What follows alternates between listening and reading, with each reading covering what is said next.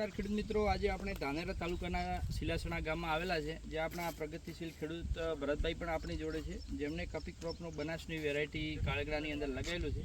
તો આપણે ભરતભાઈને પૂછીશું કે જર્ની સ્ટાર્ટઅપ કેવી રીતે કરી અને એમના વેરાયટી વિશે શું એમના મંતવ્ય છે. નમસ્કાર ભરતભાઈ. નમસ્કાર, જય જવાન જય કિસાન. આ સાલ ચોમાસાની સિઝનમાં કપી ક્રોપનું વાવેતર કાળગડાનું વાવેતર કર્યું છે અને કાળગડાનું અત્યારે જે જોવા જઈએ તો છોડ સારો એવો વિકાસ ને સારો છોડ ઉગ્યો છે. અત્યારે વેરાયટી સારામાં સારી છે.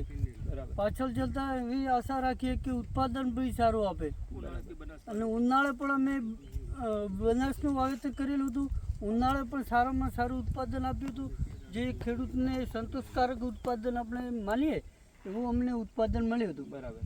તમે જે ઉનાળે વાવ્યું છે ને અત્યારે ચોમાસે પણ વાવેતર કર્યું છે. ચોમાસે પણ કર્યું. બીજું આની આ વિસ્તાર માટે આ કાળગડાની ખેતી કેવી અનુકૂળ રહે છે તમારા ગામની આ વિસ્તારમાં કપી ક્રોપ જે બનાસનું જે વેરાયટી છે એ આમ ગણવા જઈએ તો મોળા પાણી માટે ઉત્તમ વેરાયટી છે. પાણી પણ પાણી માટે TDS પ્રમાણે પાણી માટે બહુ ઉત્તમ વેરાયટી. બરાબર.